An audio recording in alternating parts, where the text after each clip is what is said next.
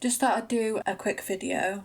So when I began uploading the audiobook chapters of my book, I didn't think about adding the introduction or anything about me or why I wrote the book. But as time has gone on, I think I should introduce myself and explain a bit more about what the book is about and why I wrote it. So I'll start with myself. If you've listened to any of my chapters or read my bio, you'll know my name is Imi, since that's kind of become my intro now that I'm already sick of saying. Maybe I should come up with a new one. The typical intros and outros on videos, honestly, I find them a bit annoying. Let me know if you do too. Anyway, I've been studying multidisciplinary subjects for decades, and I've always been fascinated by us as a species, why we think the way that we do, why we believe the things that we do, and how we interact with each other universally. The introduction I'll read after this explains a little bit more about that, so I won't repeat it here. But what it doesn't explain is how it all started. So it actually started because I went on a quest to try and find the world's oldest religion. This was after I studied Christianity at a local church.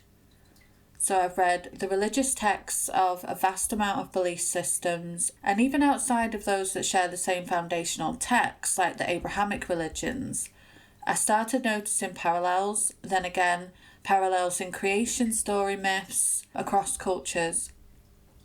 Over time, I went from simply learning about religion to studying the other ways we question the nature of our reality and our role within it.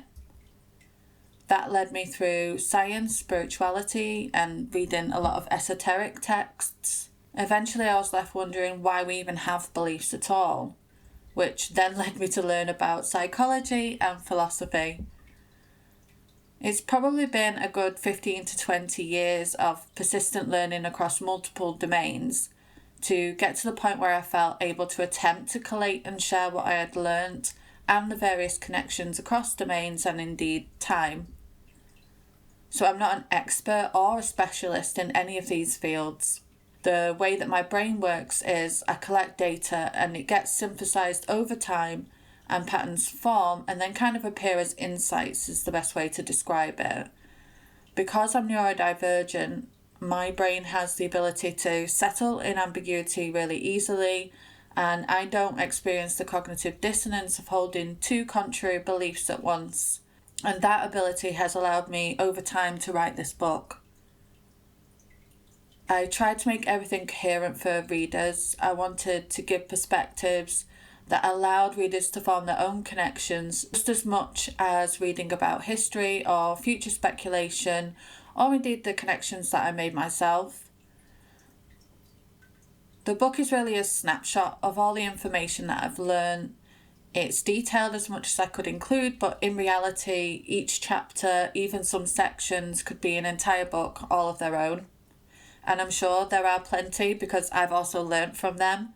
What I wanted to offer people was this synthesis type approach, which I do think gets lost a little bit when listening by chapter.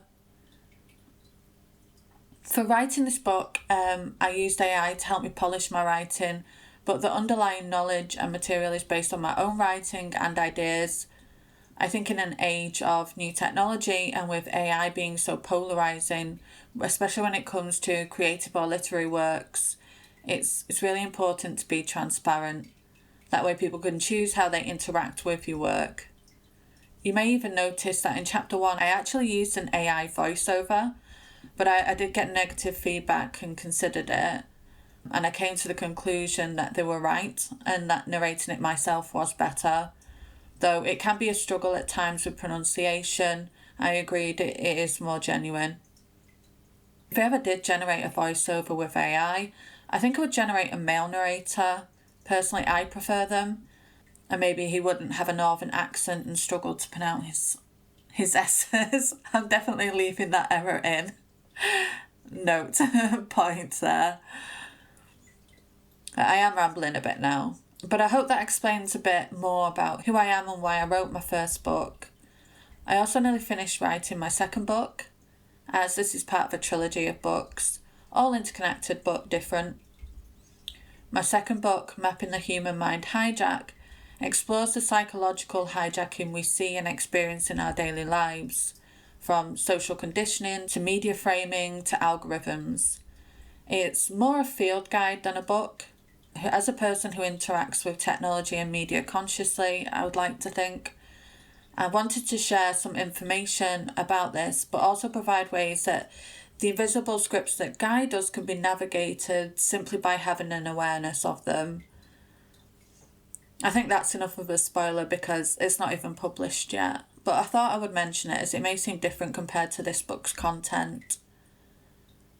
I'll read the book's intro now and then the note on accuracy. Since the beginning of humanity, we've been asking the same big questions. Who are we? Where did we come from? Why are we here? These questions have always been at the heart of what it means to be human.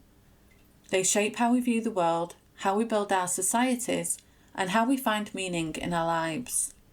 From the first cave paintings to AI-driven spirituality, belief has been a constant thread in our story. It's shaped civilizations, sparked revolutions, and played a key role in the rise and fall of empires. But what really drives belief itself? That's the question I've been asking for as long as I can remember. I've always been fascinated by how people think, how cultures form, and how history unfolds. Not because I want to prove or disprove anything, but because trying to understand human thought, behaviour and consciousness is so engaging. My curiosity led me through psychology, philosophy, mythology, religion and science, each offering a unique perspective on the human experience. The more I learned, the more I noticed patterns starting to emerge. Themes and symbols kept showing up across cultures and time periods. Ideas that seemed worlds apart had these uncanny similarities, as if human thought was following some invisible thread. At some point, it wasn't just about learning anymore. I was searching. I wanted to understand the connections, to find that elusive thread that seemed to tie it all together. It stopped feeling like a bunch of random facts and started to feel like a puzzle. So after all these years of exploring, what did I find? No final answer, no one-size-fits-all truth, but maybe that's the point. If belief could be boiled down to a single explanation, the journey would end.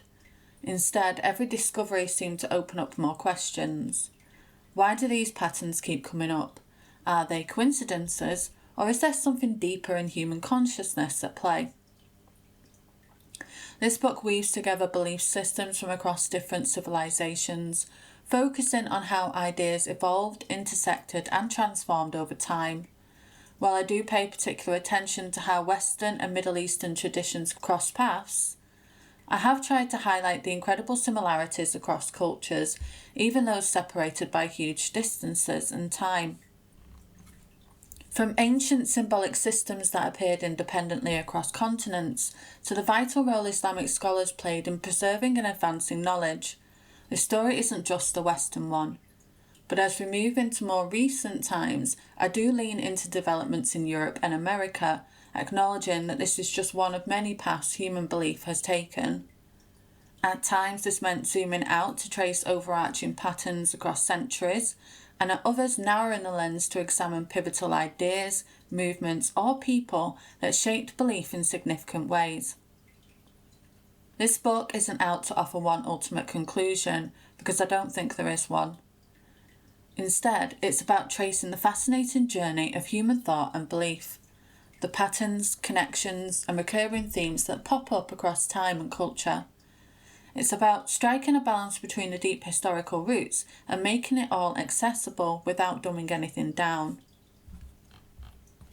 As you'll read or hear, because you're listening on YouTube, you'll see that I've had to make choices about which threads to follow most closely.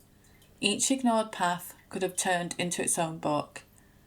We start at the very beginning, with the first burial rites, the earliest symbols and the spark of what we might call belief. From there we follow the long arc of human thought, how we came to understand our place in the universe and how that understanding continues to evolve. Because before we can dive into what we believe, we need to explore why belief exists in the first place. and that journey begins in the stories, symbols and rituals that first helped us make sense of being alive. That was the book introduction for you then. Next is the note on accuracy. So every effort has been made to ensure the accuracy of the information presented in this book. The content has been thoroughly researched and fact-checked using reputable sources available at the time of writing. Where interpretations vary, particularly in historical, philosophical and cultural contexts, these have been noted or explored with nuance. Any remaining errors are mine alone, and I do welcome thoughtful corrections or feedback from readers. While I've done my best to keep the core of this book grounded in verifiable sources and established research, a few sections take a more imaginative turn. At times I'll use vivid scene-setting descriptions such as evoking a gathering of scholars in ancient Baghdad. Not a literal record, but to help the reader picture an era or idea. In some chapters I'll also explore what-if scenarios or alternate histories. These counterfactual passages are clearly signposted, and they're offered as thought experiments, not claims of fact. Likewise, when I propose new ways of framing familiar concepts, they are intended as perspectives for reflection, not authoritative conclusions. My aim is to balance accuracy with accessibility, to remain faithful to the evidence while allowing room for curiosity and philosophical speculation. And then finally, talking of feedback. So to the people that have contacted me to provide feedback about the book, thank you. It's amazing and humbling to hear what people have taken from reading or listening to the book. I'm grateful to your support and uplifting comments. It means a lot. Writing and publishing something that has been inside my head for so long was quite scary, and it's difficult to see it from other people's perspectives, so your feedback is really valuable insight for me. I was also thinking I'll publish on our community posts the list of chapters from the book so people can see what's coming up. I know that I don't typically announce what will be coming up next week, so I'll add that on there so everybody can see. I've really enjoyed explaining a little bit more about who I am and what the book is about, and I hope that you've enjoyed it too. Please leave comments and let me know how you feel about the book, whether you're enjoying the book, if you've read the book or if you're just listening on YouTube. I'd love for you all to get in contact with me and share your thoughts. But for now, that's enough. I'm off. Thank you for listening to Beyond the Narrative.